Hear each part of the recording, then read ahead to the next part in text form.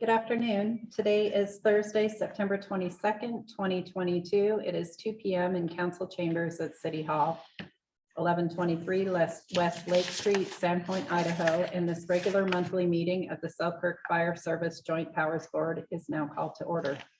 For the record, I am Jennifer Stapleton, Executive Director of the JPA Board presiding. Also present are members of the board, Jim Woodward representing the Sago Fire District and Will Gadsby representing the West Side Fire District. Kate McAllister, who represents the city of Sandpoint, is absent today. We will now recite the Pledge of Allegiance. If you want to lead us, Chief.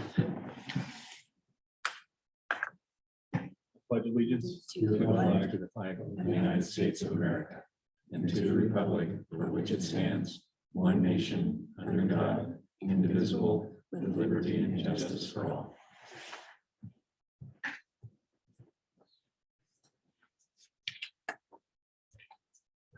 Madam Clerk, do we have any members of the public participating remotely on Zoom today? No, we don't. Okay. Are there any members of the public who would like to address the board today with any general comments before we get underway with the agenda? Okay. Are there any general announcements from board members or staff? Nothing from my side. Okay, we will get underway then. Meeting minutes approval. We'll now proceed with approval of the meeting minutes from the August 25th, 2022 meeting. I will entertain a motion to approve the minutes as presented. I'll make that motion. I'll second the motion. Any discussion? All in favor? Aye. Aye. Motion passes and the minutes are approved. The next item on the agenda is the chief's report, and I will yield the floor to Fire Chief Gavin Gilcrease. So just glad everybody could be here. I know Kate's off, but we'll miss her. The just one announcement or two announcements right now. For the month of August, I was invited to be a member of the Bonner County Emergency Services or EMS Advisory Board, and I believe their next meeting is in October. It's a quarterly meeting, and it's just an advisory board for their EMS system. So the member that they had is stepping down. He was done, so I was kind of nominated. I accepted. I'm just waiting on the formal stuff to come through. And not so much in August, but pretty much this summer we've been participating in that Lake Pend Oreille School District, the District Safety Task Force. We have gotten a lot done this year, just in the short amount of time over the summer.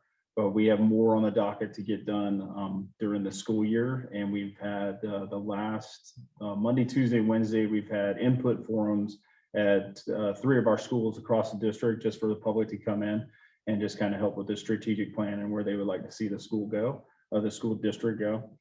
So I was there for Monday night. We did, the forum was at Sandpoint Middle School, and then last night it was at Sago Elementary. Good turnout for both of those, so we were happy to help and just kind of help inform the public about what we've been doing and what we're looking to do and getting their input. So that worked out really well. Incident review again. So this is like the very first part of this month. Actually, last week there was the significant incidents with the boat versus the Long Bridge. That was last Friday night. We had also had, there was a person, we got hit by an Amtrak train early Monday morning.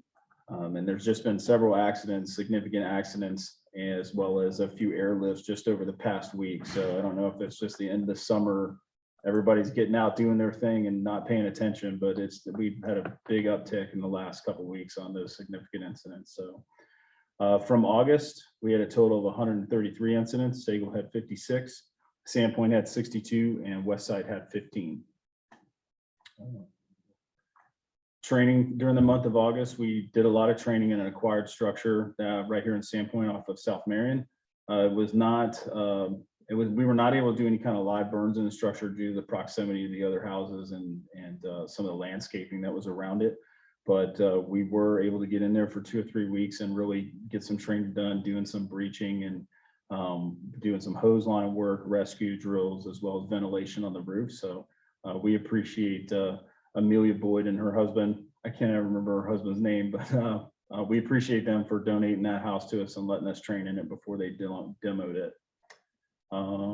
There's an airboat training course coming up next month with BNSF.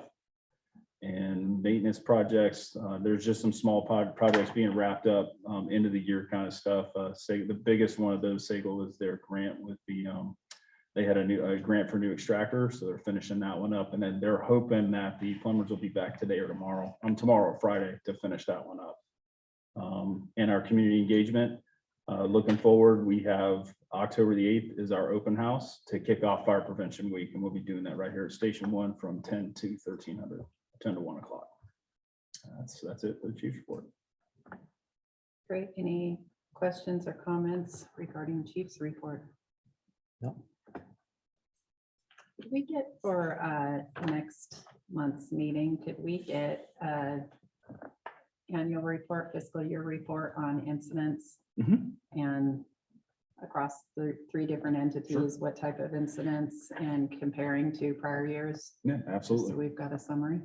That'd be great. Okay, next is our monthly financial report. City Finance Director Sarah Lenz.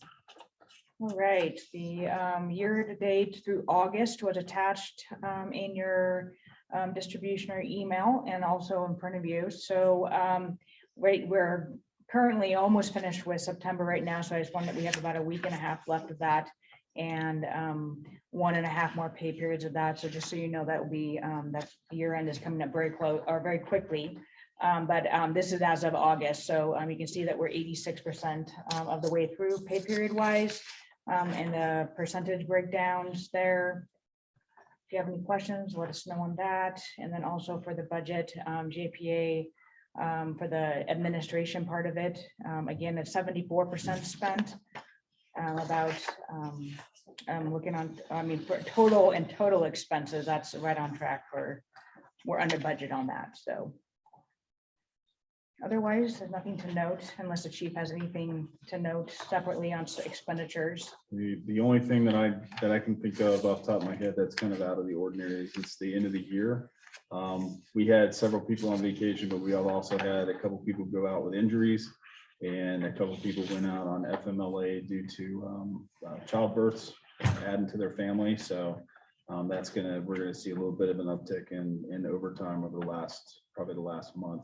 Well, through the end of this fiscal year anyway, for sure. So that's all for now.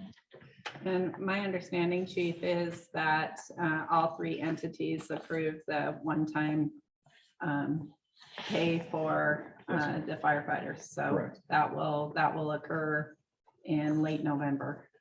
Right. Okay. Excellent.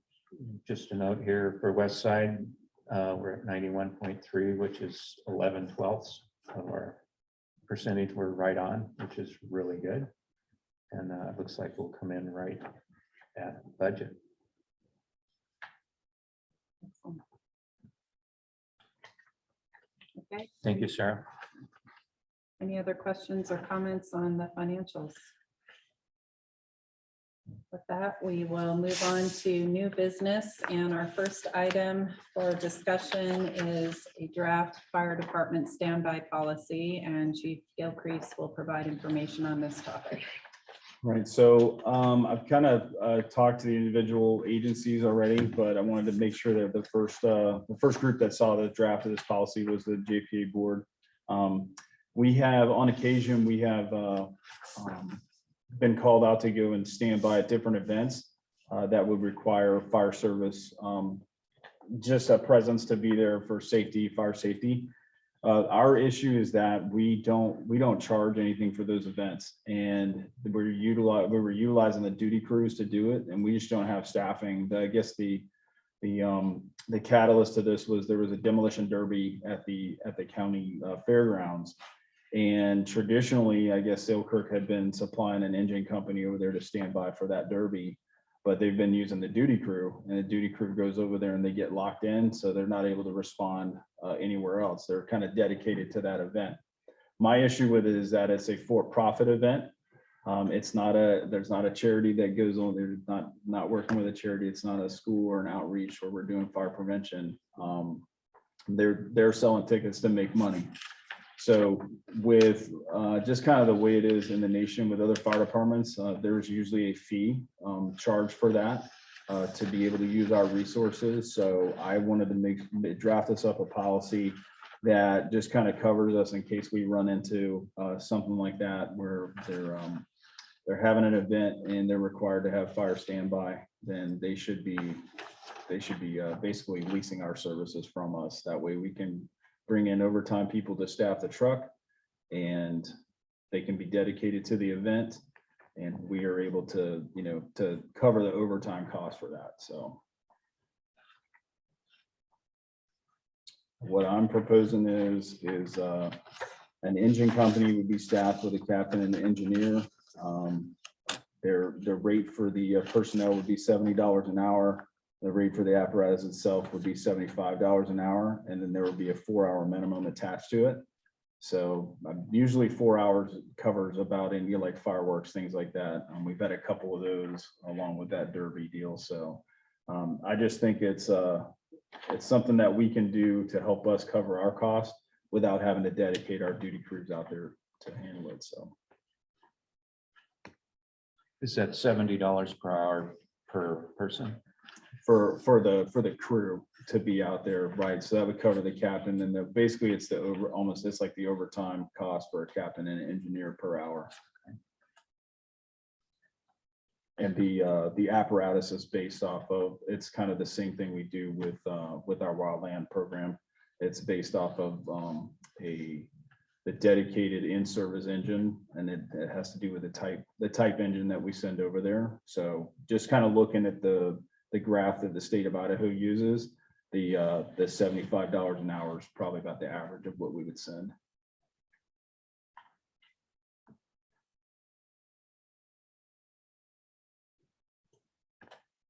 Was there a conversation on this, on if we look at going down this path and recovering the cost, how that cost recovery comes into the system and then is spread to the appropriate agencies? Yeah, I think Sarah and I kind of talked about it just briefly, but it was just, I guess, kind of the vision of that would be the personnel cost of it, since they're all city employees, would need to be run through payroll, just as they would, any other normal time shift, like we do with our folks that give CPR classes through the rec department, that kind of a thing. So the entire invoice would come to the city of Sandpoint, and if it was a West Side or a Sagal unit, if it was in their area, then the cost recovery for the personnel would go through the city, and then we would just basically cut a check back to the other agency for the price of their apparatus being out there. Like if they were the 75, was that $300 for a minimum for an engine being out at a fireworks shoot at Lewis Beach, like they've had one out there last year. Then we would probably just cut the check back to Sago for $300 for it'd be like a pass through. That's kind of the vision of that. Sarah will tell me no here in a minute. That's just kind of what I was thinking. So I would think we want to dedicate a certain, I don't know, that seems like it seems like going back to what we kind of did before, billing and then billing back, and I don't know. I wasn't aware of the apparatus part of it. The personnel makes sense if we're sending out a personnel, that goes through us, but it almost makes me think that you would want to have a dedicated, we're sending this engine out and it's going to all be the same so that it's billed from the same agency, not a pass through. But I mean, we can do anything. But I just think that needs to be cleared up of what apparatus is going out. But yeah. I guess for me, fundamental question number one would be, do we even want to be in this business, if you will, of covering the private events? And I don't know if there's been a conversation with the other boards, the district boards with that in the past. Well, we hadn't seen the draft yet, and West Side wasn't fond of sending our equipment even to, say, a Forest Service fire. just because of our shortage of manpower and covering our district and having one of our trucks and personnel out of the district, it wasn't something we like to do as a policy. I think we're talking about community events here though, right? Yeah, That's local. Yeah, not a fire, but a standby at the demolition derby, standby at a fireworks event, standby, Mhm. whatever that might be. I think we're here to serve the public. Public's asking for that service. There's no private, there's no option to go private. That's where my first thought, it's a community event. I mean, the demolition derby is a part of Sandpoint, just like the festival is a part of Sandpoint, the fair is a part of Sandpoint. I wouldn't shy away from providing a service to the public. That's to me where, and maybe we want to differentiate in this as to what type of events that we're responding to, if it is.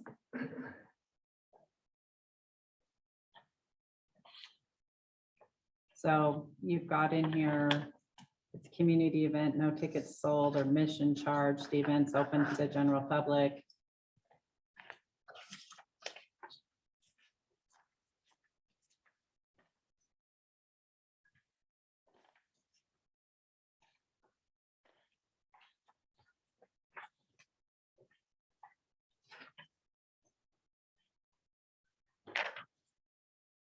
I mean, I would think, I don't know what we've provided standby for in the past, so I understand the difference between, for example, we have had fire on standby for the 4th of July event, the fireworks, which has been a historical precedence for us in Sandpoint, that we have provided police and fire for some of these limited specific events. Mhm. And they aren't ticketed events. They are open to the general public at no cost and have significant historical and cultural value to the community. We have the demolition derby that's part of our fair activities, which could be argued has that community benefit, although tickets are sold to that. So I could see the difference with charging for that. If we're talking about somebody who maybe has a large fireworks display at their home and they might be inviting guests to that, I guess, are you proposing defining a line between what is open to community but may be a ticketed event and what is a private event? I don't know if somebody, for example, if they are having the fireworks at their house, I don't know. I know we haven't had that in Sandpoint because we don't allow that, but maybe that's happened in Sagal. Has Sagal historically responded to those? No, not that I'm aware of, but they had one this last towards the end of right at the end of the summer. Mhm. They had one out at Lewis Beach, but I mean, it was for a charity. It was some type of celebration for charity or something, and they had a fireworks shoot out there. So West Side would usually send an engine to Laclede for Laclede days, and at night they had a fireworks display, and it was manned by volunteers, and there was no charge or anything historically. Support our community there, and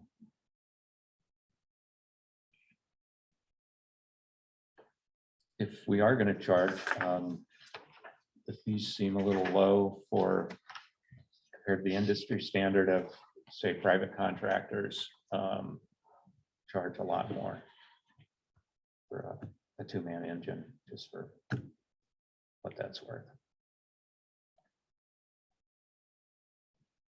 When we're charging over on, because this becomes somewhat like a contractual services kind of arrangement, when we're charging for example, police services, because we provide that to another city, our cost is our cost for police plus 15%.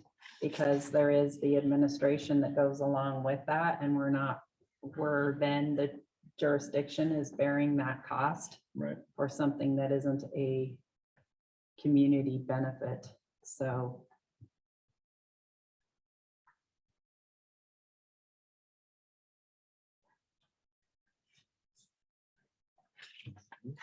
I can see yeah, there are definitions in the beginning of this, but um, I understand those definitions and I think that they're appropriate, but in the rest of the policy doesn't look like we're really utilizing those definitions to set it to.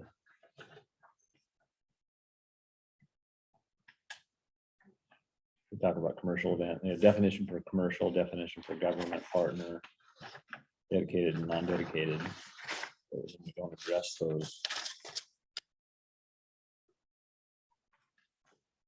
I guess in the definitions, there is a little bit of policy there because the 8 government partners, for example, says these agencies may be eligible for no cost.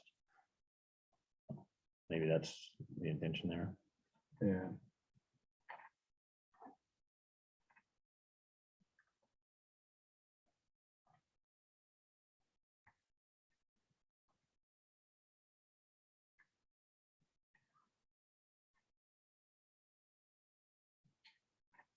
I think that what we would want to do, given that precedence of providing fire service to the Lions Club and 4th of July event here in Sandpoint, and then hearing that there are the Laclede days, and so that's over in that's over with West Side. I would suggest that the policy say that when we're providing free services, we're providing a on-duty crew for one of these events, it probably should be approved by the respective JPA partner whose jurisdiction it is. Okay. Because essentially that JPA partner is, if there is overtime costs with it, they're agreeing to bear the costs essentially for that event. All right. And so I would say, and that way we don't get into the situation where we've got Sandpoint weighing in on Laclede days or something else, or if there's something in the future that is a community event in Sago, then I think that's up to the jurisdiction, and providing the coverage would be my thought on that. I agree with Jim relative to the definitions and what we're providing, what we would provide fire standby to. My thought is we need to define what we're even willing to do that for. Is that charity events? Is that a ticketed community event open to the public? Or are we even willing to consider private events? Okay.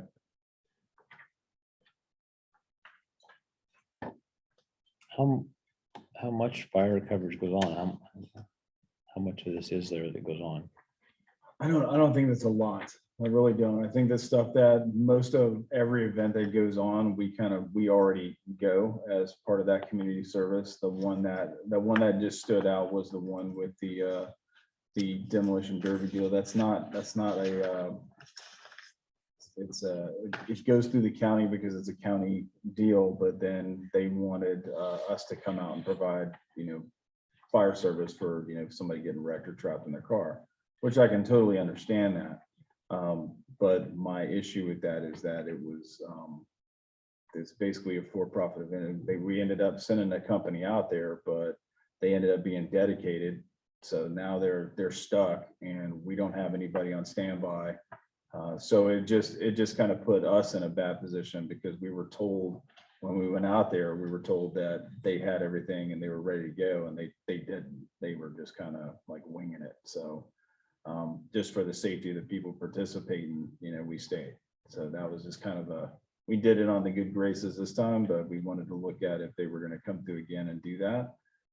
Then either they could, lease the service from us, or they could provide something that was, as equal to what we would do on their own, which is fine. But they needed to be able to do that. And that was a conversation I was gonna have with the county as well. It's like they're telling you one thing, but they're not doing it, and nobody was going out there to check them. So when we showed up, it was just kind of a free for all. So I just didn't want to get us put in that position again.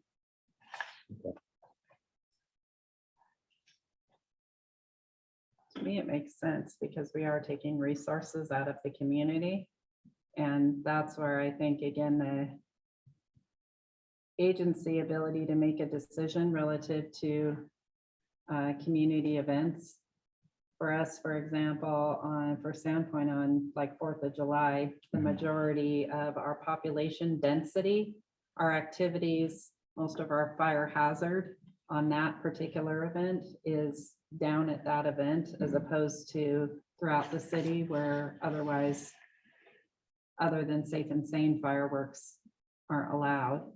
When we have a crew stationed though with demolition derby and every other activity going on in town, and it's a ticketed event. We've taken a community resource and put it out at a ticketed event. Right. When festival, they do fireworks on their last night. I know they have to go through permitting through fire. Are we stationing a crew out for a festival? No. No. We do our walkthroughs out there daily or before the show starts each night, but we don't station a crew out there. Right.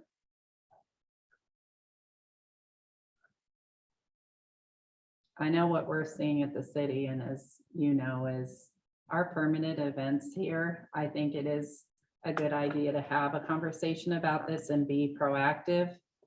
Our permitted events this year are over the top. We've been permitting anywhere for probably 4 or 5 months straight now, 2 to 5 events a week.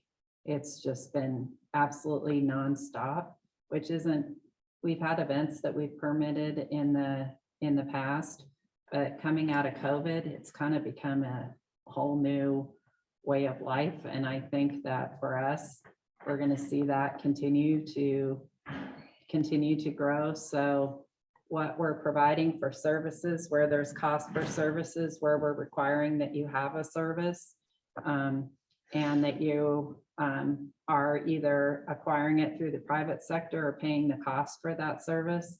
That continues to be a discussion that we have. We're going to be going back to council with special event updates to our policy, just because of all the activity that we've seen in the past year.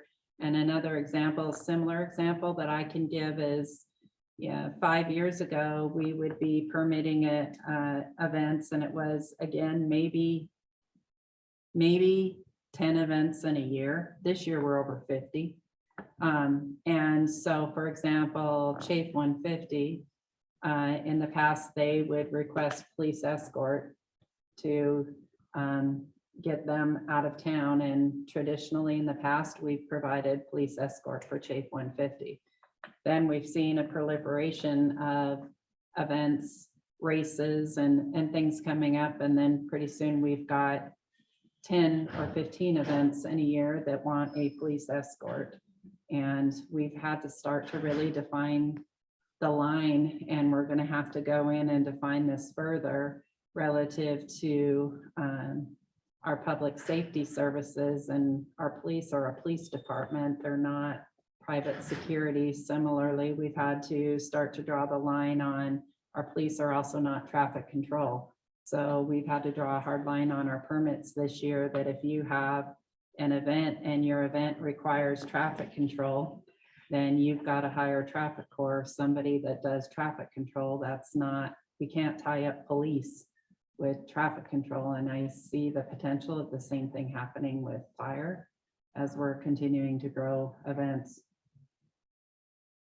Okay, well, like I said, we'll jump back in there and start creating that line of what we wanted to, what we're trying to accomplish. But that's, yeah, I just wanted to make sure that we weren't gonna get hemmed up into something that we wouldn't be able to support, so. To me, at least speaking from the lens of Sandpoint and what we deal with and where we are using our resources ever, I could see personally drawing the line on it's occurring on public property, it's open to the public and ticketed, as opposed to us starting to get into the private events. Regardless of if it's a private event for profit, a private event for charity, when we start getting into the private events, that just kind of opens it up a whole new can of worms. And our reality is we don't have a lot of personnel here, and we can have our own cases here where we have to do mandatory callbacks because we've got an incident. And for me personally, when we start crossing that line into private events, and maybe at some point we get there, but I would think that starting with public events, ticketed, open to the public or on public property is a start. That's where we're typically dealing with permitting or anything else. And if they've got their private events on private property, then private events really should probably contract with private services.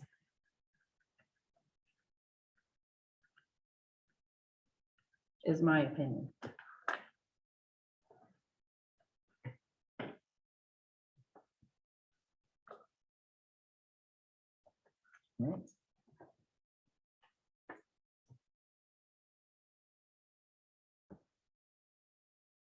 So Chief, in your notes, would you consider putting in the draft to run it by an individual board, like let's say Laclede? A 4-hour standby is $500 or $600, which isn't a big deal, and it's good for the community. We might do something like, if there's another call in the district, we're gone.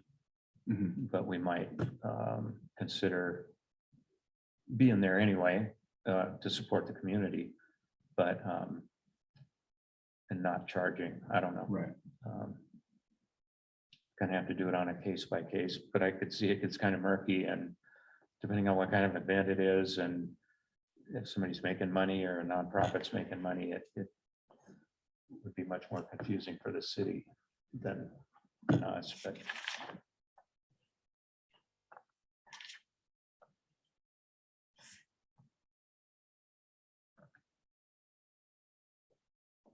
I would say generally, consistent with our policies across the city, and I don't have the role of the policy approver.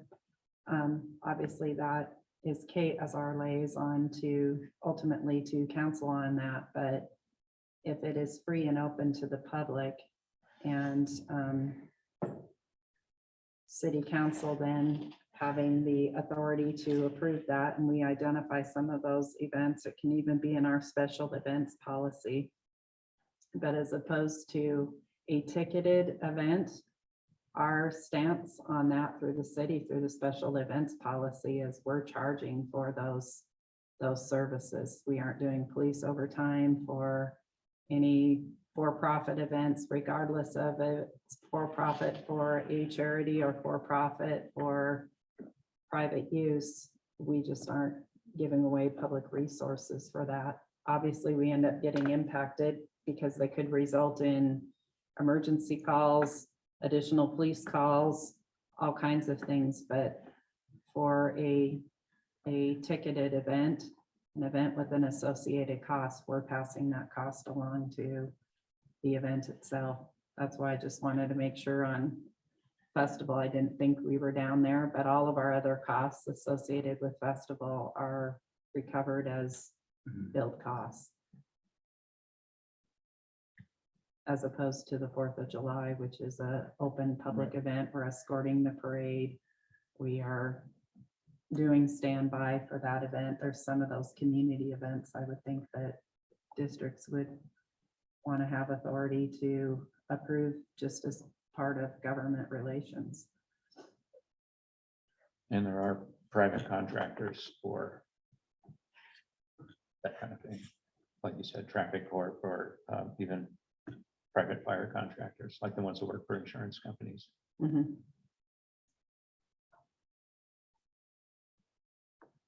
So you want to come back to the next meeting with updates on the Yeah. draft? Yeah, absolutely. Okay. All right. Any other questions or comments on policy? Okay. Our final item under new business is a discussion regarding station assignments and the PTO bid process. So Chief Gilcrease, you are on once again. Once again, yeah, so every year, the crews go through a bid process for their PTO picks. And in the past, it has been, we're kind of at the point now where we can we have the north end and the south end, and we have the staffing to allow one person off on each end. And if we did two, then we're in a position now where we switch people around and try to save costs and overtime for a straight time bill. Well, in July or August, West Side is no longer browned out. So we fully staff that station like the rest of the stations. So they're in our rules and regs, it states that if West Side's browned out if West Side is somebody's off, it just browns out. Well, they can't do that anymore. So the West Side staffing has to be involved in a competitive bid process.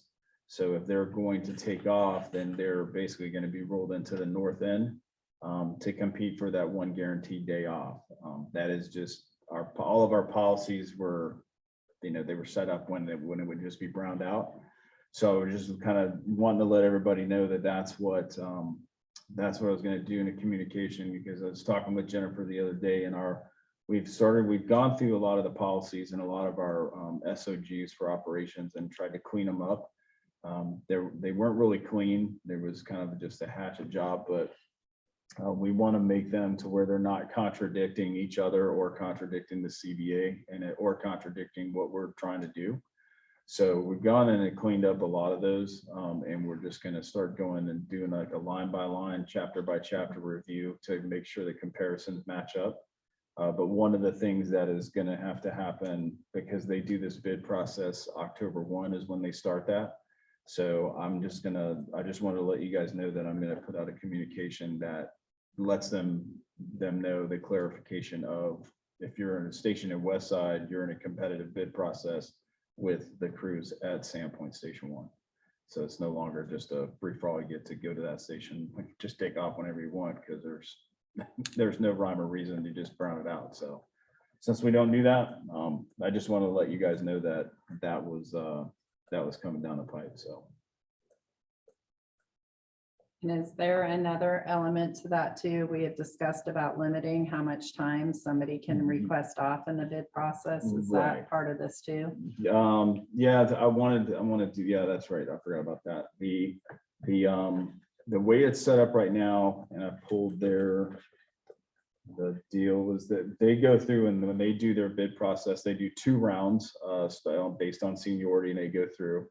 And in each round, they can pick 96 hours of PTO. So once the 2 rounds are done and everybody's gone through and that they've picked, and the rest of the days that are open with guaranteed days are first come, first serve. What I'm going to do is I'm going to stop it at the 96, the 2 rounds of 96, and where they're at is where they're at. They can still go in and take other days, but I want them to wait until they're closer to the time when their target time when they want to take off. That just kind of saves all the people that have the seniority from booking out all the days through all the summers and all the holidays and things like that, where some of the new hires can't take off. So my proposal on that is going to be you go through the 2 rounds of 96, and then if you want another day, you didn't pick any, but you wanted to take another day in May or another set in May, then you have to wait until 60 days prior to your target date to put in to take PTO off. If you're trying to take 2 or 3 sets in a row, then you have to be within 60 days of the final day of the date range that you're looking to take off. So if you want, if you wanted to take off 2 or 3 sets, you got to wait till that last day in the 3rd set, 60 days out from that to be able to put in. I think that's it. I think that's it for the PTO stuff. I think the rest of it just kind of takes care of itself, but There's some issues this summer, and the chief and I had talked about it when they had gone through their bid process, and so senior members had taken an entire summer. And then we've got others, firefighters, that then aren't able to get any time off during the months because those are all taken. So if you have a family reunion, a family vacation, something, we've got kind of a monopoly of particularly summer hours, and then others who can't get that time. And we had a conversation then about, then are we gonna trigger overtime to allow for this to accommodate these? And so that's what is driving the change in policy and approach to the bid, so that there is more equity throughout all the firefighters in the system. And some chance to take advantage of the limited summer months that we have.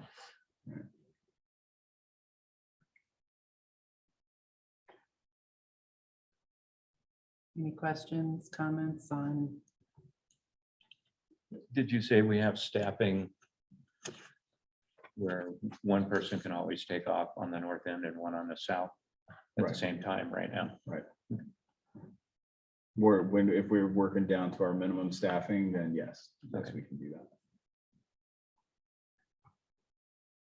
And that was the idea with that minimum staffing, and the benefit for all of the agencies was to be able to shift across to agencies. So historically, that is what, just speaking from the standpoint, we had the two that are on. So that was accommodating vacations without us having to get into overtime.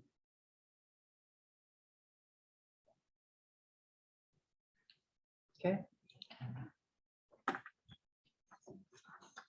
Final item on the agenda today is an executive session. I will entertain a motion to convene in executive session pursuant to Idaho Code Section 74-206-1J to consider labor contract matters authorized under Idaho Code Section 74-206-A1A and B.